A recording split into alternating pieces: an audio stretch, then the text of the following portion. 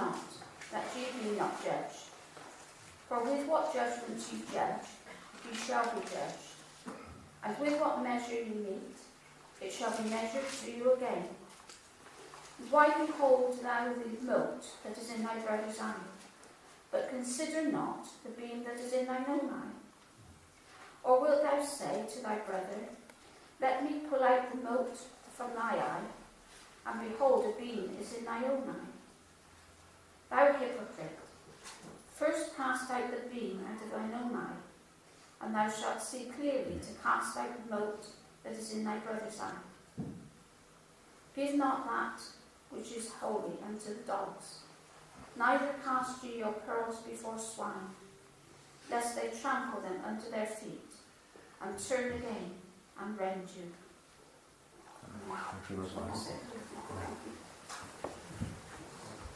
There we are, the penultimate, the last but one lap now.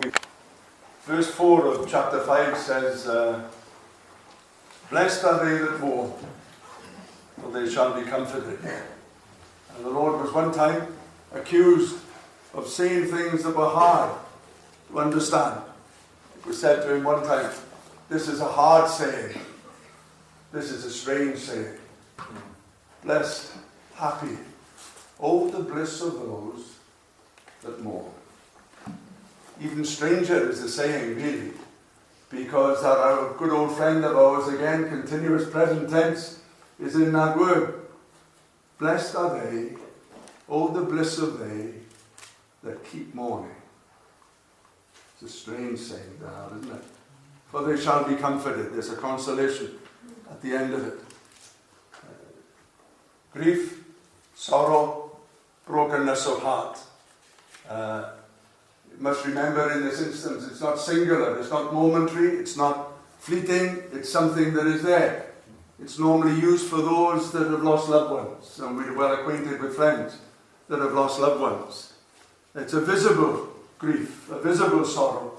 It affects our bearing, our standing. It affects the shoulders, it affects the chest, it affects the knees, it affects the heart. It affects our faces, it affects our eyes. It brings tears, and deep, deep tears can be welling up.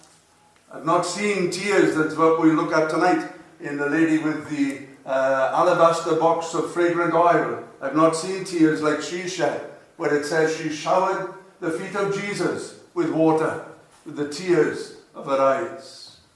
I was in Cross Keys just a few weeks ago, and they wanted me to meet a particular brother that had served the Lord for many years, both he and his wife, and in recent days, in the last year, he'd lost his daughter. And whilst there are differing feelings for different ones of the family, those that a husband or wife might be different to that of losing to a child, it would seem almost to the parent, it would seem as if this seems so unfair. Better for me, for both suffered with cancer, and the mother had actually prayed, take me, Lord, not her. And the mourning that was in her eyes. I was talking to the gentleman initially, and he was quite keen to talk to me for just a little moment. He knew my background, he knew the church that I was converted in, and he was asking some different questions of former days and recent days. And we were talking, and then Brother Morris came up from Vision of Hope, and it's obvious that they were close friends. So I stepped aside, out of the way, going to make my way back to the front, to make my way home after a few minutes of just chatting and discussing.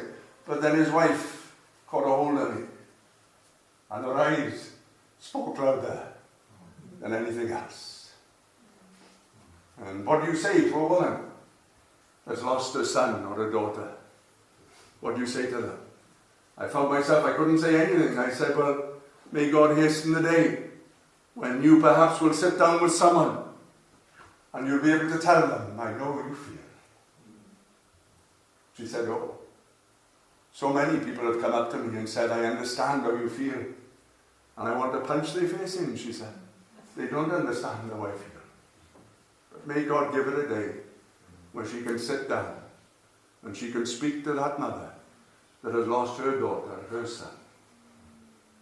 This mourning, this word mourn, is usually used for those that have lost loved ones. It's not a fleeting moment. It's not just a brief, momentary feeling. It's something that is constant, that changes, no doubt, as time goes on. Changes in different ways and aspects, affecting the individual in certain different ways. If you talk to one member of the church that lost her husband over 30 years ago now, she misses him more now than she did 30 years ago. But the pain is different. It's a different pain now. Time has done its work, so to speak, and perhaps the inner feelings and all those different things, the piercing pain that was there initially is not there now. The kick in the stomach that we've heard others telling us about, that this is how it feels constantly, just there all the time, and that's what this word is generally used for. But in the New Testament, it's also used for another group of people. It talks of those who grieve for their sin. Blessed are those who feel grief, who feel sorrow in their heart for their sin.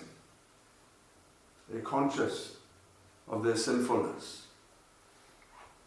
Often the word is linked to weeping, and very often those that are in grief. Their eloquence is expressed most of all not trying to tell you how they feel, but you just look at them. And either the chin is quivering, or the eyes are running, or the head is bowed. And it has that effect upon them, both those that are mourning the loss of loved ones and those that are grieving also for their sin. And so in the New Testament we read of these things, and when Jesus explains this strange verse, blessed are they, how happy are they who keep mourning, for they shall be comforted. When we've looked through the book of Matthew and the Sermon on the Mount, we've seen that there are verses that he quotes and then he explains them, but he explains them back to front, and he works from the final one, blessed are they that are persecuted, works from there and then goes through the whole of the Sermon on the Mount, touching various points. And he comes to this one now. How is this verse best explained? And as ever, when he explains its application, it is to the latter that he refers, the grieving for sin. That doesn't belittle the grieving for the loss of loved ones. But he is speaking, when we've looked through the Sermon on the Mount, we find that constantly, watch and see what he does. When he talks of a peacemaker, it's our relation to people. Remember he said, you're the salt of the earth, you're the light of the world, a city on a hill, a lamp that hasn't got a basket over the top, but it's set on a lampstand, bringing light to all. It's your relationship with people, not bringing peace between them, but placing peace in them. When it talks about the pure in heart, I always thought that was about the second coming, or the day that I should leave this world and I'll see God. But when he explained it, he said, no, it's how you look at people. When you see your brother and he's wearing you down, and how you respond to them, and how you speak to them, and how you look at the lady that's walking past. What do you see?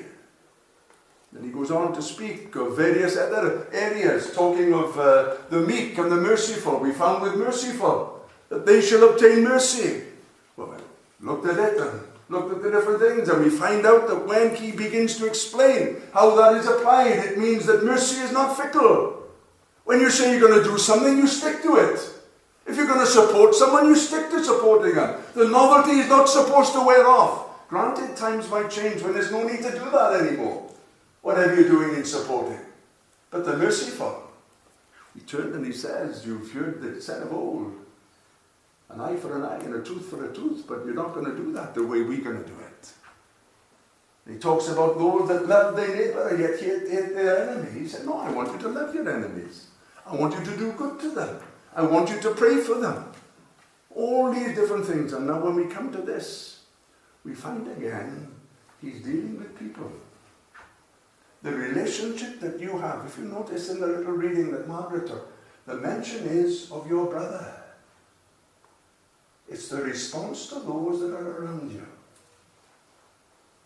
And here Jesus speaks. Verses 1 to 2 says this, judge not that you be not judged. For with what judgment you judge, you will be judged, and with the measure you use, it will be measured back to you. A judge really here is a poor word, simply because of our culture. Because as soon as you think of a judge, you think of a jury. But there's no jury here. You are both judge and jury. And so the better word here is condemn or sentence. That's the more appropriate word for our culture today.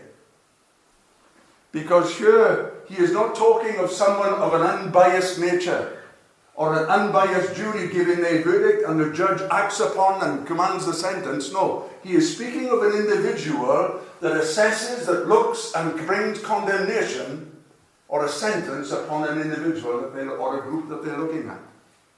And so when Jesus speaks about this, do not condemn, do not sentence people.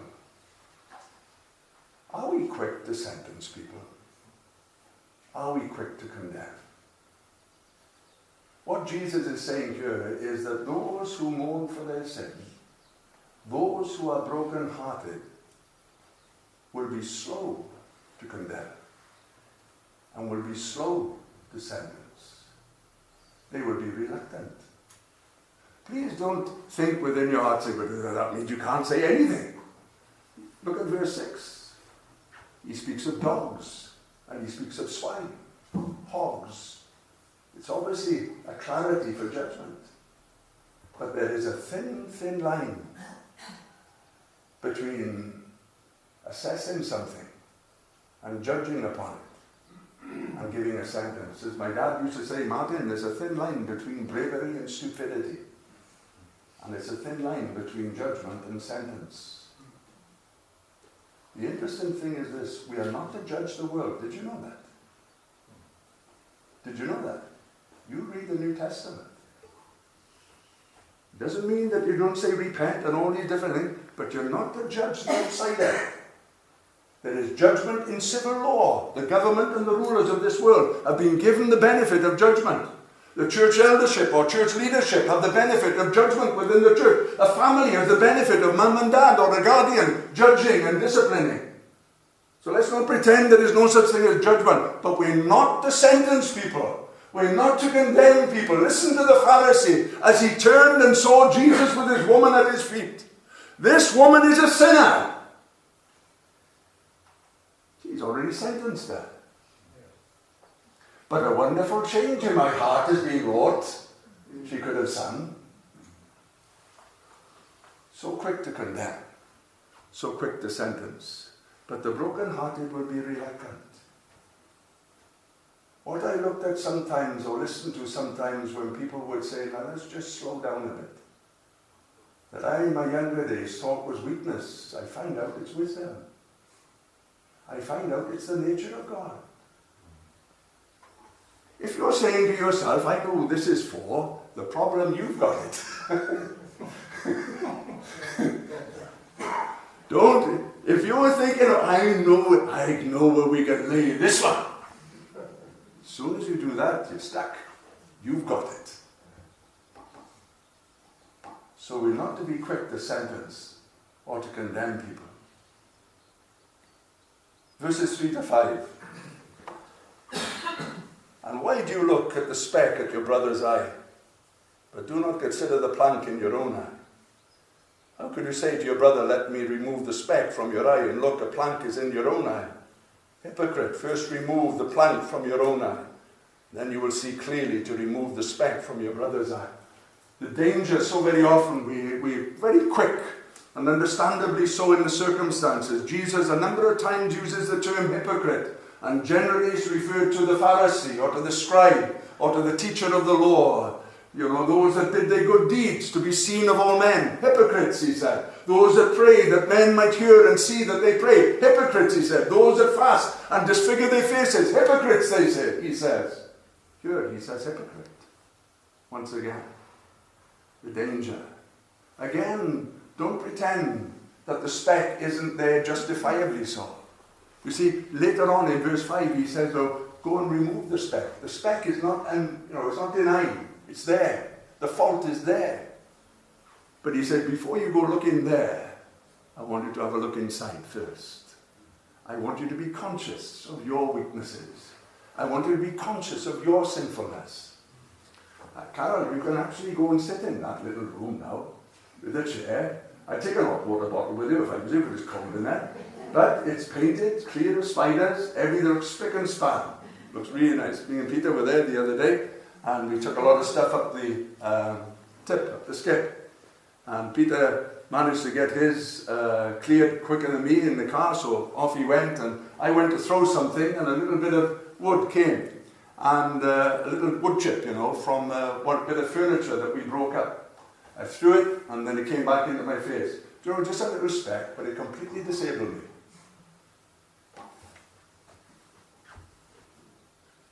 And I just had to stand there. Hopefully the lid would pick it out and I could get it. It was still there, I think, in the night. But thankfully, by the time the night to sleep came, it had gone. It had worked its way out. It's one thing to have a speck, like that. You put a little patch over the eye, and it's covered for a little while. This is the problem that Jesus had, the beam. What is a beam? It's a roof joist. That's what the word is used for. That's what it's used for. It would be around about this size, but probably about 8 foot, 10 foot across. Obviously, Jesus is not saying, this is Eastern sense of humor. I think that's how David Pawson puts it. He says things, and there would have been laughter, but very often, many a true saying is said in jest. Who's got the bigger problem?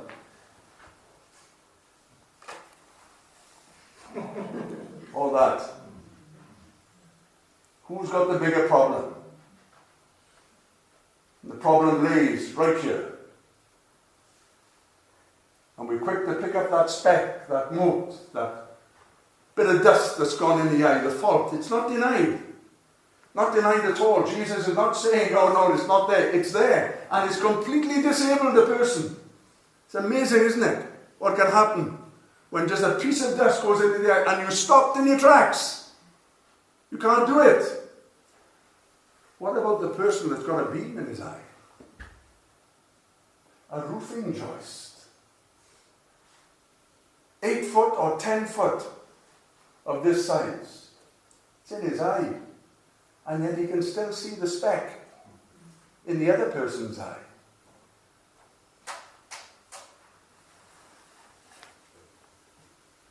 Consider yourself first then. First remove the beam from your own eye. Listen to the two men that went up to the temple to pray. The first prayed thus with himself. God, I thank you that I'm not like other men. There's a number of prayers the Jews will say. God, I thank you that I'm a man. God, I thank you that I'm not a woman. That's an actual prayer that they pray. Can you understand the scandal that Jesus brought when he preached the gospel to men and women?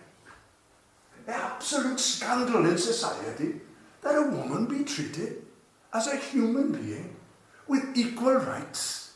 Can you imagine that? The absolute scandal of it all. Listen to this, man. I thank you that I'm not like other men. I thank you that I'm not like extortioners, adulterers, or even like this man here. Who's got the beam in his eye? You see, the cry of the sinner, the publican, the tax collector, who was standing by his side, who would not lift up so much as his eyes towards heaven, but smote his breast, saying, God be merciful to me, a sinner. It is not annulling his sinfulness, but he's got the problem there. He's got the beam in his eye. God be merciful to me, a sinner. Well, we find with Paul, we find with him in his writings a change of aspect. There are times when he says things that need to be said. Galatians, probably the first letter that he wrote. Paul, an apostle of Jesus Christ. Neither by man, but called by God, an apostle. There's a reason that he writes like that. There were people spreading stories that he was not an apostle. They had no authority. So his opening statement is this: I am an apostle. But about 8 years later, he writes another letter. And he writes to his friends in Corinth, and he says this: Paul, an apostle, yes, but the least of all the apostles. I'm not fit to be called an apostle, he says. Maybe around about 8-10 years later, he wrote another letter to the Ephesians. And he speaks of himself, Paul, the least of all the saints. You see what happens as he's getting older? He's understanding more about himself. The least of all saints. Saints is not someone that have passed away. Saints, you are saints now if you belong to Christ. Members of the church. He said, I'm the least of the members of the church. But then in one of his final letters, he writes to Timothy, and he says, Christ came into this world to save sinners, of whom I am chief. And the worst of them. Do you know, the more you get to know Jesus, the more you get to know yourself. The more you get to know him, the more you begin to think like him.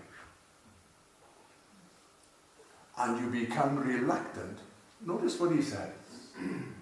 For the Son of God did not come into this world to condemn the world.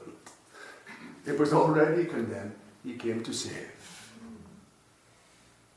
And Paul, now writing towards the end of his days, said, oh, look, I'm the chiefest of sinners. He understood who he was. There was a mourning. Listen to him in the book of Romans, chapter 7. Much debated. When was he writing? Was he writing about pre-conversion days or when he was converted? After he was converted. It's quite obvious. It's after he's converted. And he uses this phrase towards the end. O wretched man that I am, who shall deliver me from this body of death? But thanks be to God. He talks of the deliverance that's come to him. But oh, the wretched man that I am. Do you know the Christian is to have a mournful spirit, a broken, contrite spirit? Oh, there's times. There's times when you want to stick, you just want to just give me a moment of respite for a minute where I can just let loose. We go into mumble mode, don't we? Judith comes behind, I'm in mumble mode. What are the consolation then? What are the consolation? Oh, the bliss of those that keep mourning. They shall be comforted. It doesn't sound much. In fact, if you look at is it the Bayou Tapestry? You look there and you'll find soldiers marching towards the front line. And there's a bishop behind them with a big sword in their back. And this is what it says underneath. Bishop so-and-so, comforting the troops. Comforting the troops. It can mean that in that regard. It means to give strength to. We're acquainted with that word, especially in Pentecostal terms, when Jesus speaks of another comforter, one just like me, that will comfort. It means one who will stand alongside you. It's from there that he uses the word. John takes up the word and says, Jesus is our advocate, the court of law. When there are laws that are complicated, far complicated, and that we need someone that is specialized in the law to stand by our side. And we have the greatest advocate that is there in all the world, Christ, our Lord. He is someone who will stand alongside. With the Holy Spirit, someone who will stand alongside to comfort, to strengthen, to counsel, to bear witness, to be an ally. All those different words spring in. But comforted is a different word. You see, there are times when it sounds hard to believe, isn't it? When God actually stands alongside you. In that vision of Zechariah 3, we find with Joshua. And it says, and the devil, the adversary, was at his side, accusing him before God. But then we read this, and the angel of the Lord stood by his side. It's a marvellous thing when someone stands by your side. And that'll make a difference. But you know, this word comforted means this. You stand by his side. You see, we are fearful that our tears, our grief, be it for the loss of loved ones, or be it for the grieving of sin, there is a fear within the heart. What will the response of God be? And the response is this: come here, stand by my side. I'm burying my auntie tomorrow. Her and Uncle Ron, he was my blood relative, my mother's brother. And in the 60s, before the M4 was built, we'd go down to Oxford every Sunday. We'd come from an unchurched home, and we'd be up Blackcock Lane first. There used to be a little spring, it's still there, that goes under the road. And there we'd wash either his Dauphine car, remember the Dauphine, the French car? Or the little minivan that he had. We'd wash it, it's early Sunday morning, he'd drop me off, have a little bit to eat, and then he'd come and pick me up with my Auntie Sybil. I could never swim. I didn't learn to swim until I was 28. And I was always embarrassed about it. And my uncle would, when we go down to Oxford every Sunday in the summer, we'd go down the far end where the river was, and then he said, right, Mark, come on, down to the water. Oh, here we go. And he would be the same as my dad, relax, kick your feet, and all these different things. I still sink. He'd come up, said he still can't do it, but she was always like this, oh, come here, Matt. Come by my side. You always think, when there's grief that you've had, sorrow for sin, will it be accepted? The cry of your heart. Come and stand by my side.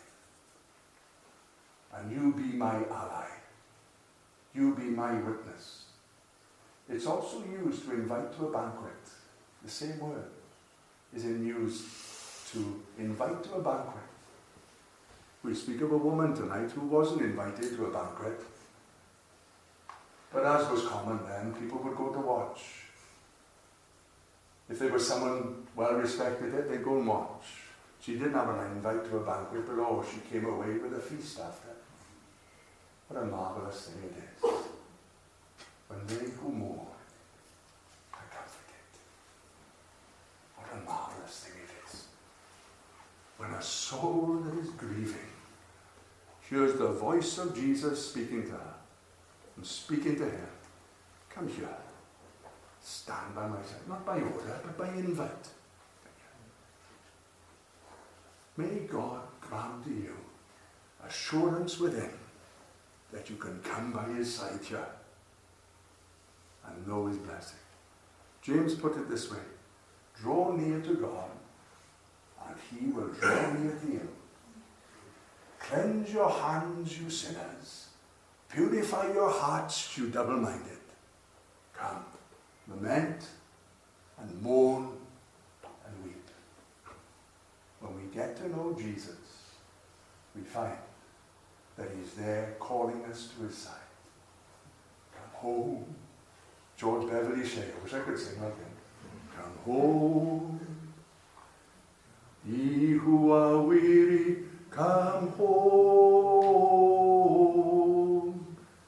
Earnestly, tenderly, Jesus is calling. Calling, O sinner, come home. Come to his side. Feel free to lift your hearts to the Lord today. May you storm the heavens with thanksgiving of what he's offered to us today, to draw near to him, and he'll draw near to us. The Comforter and the Comforted together.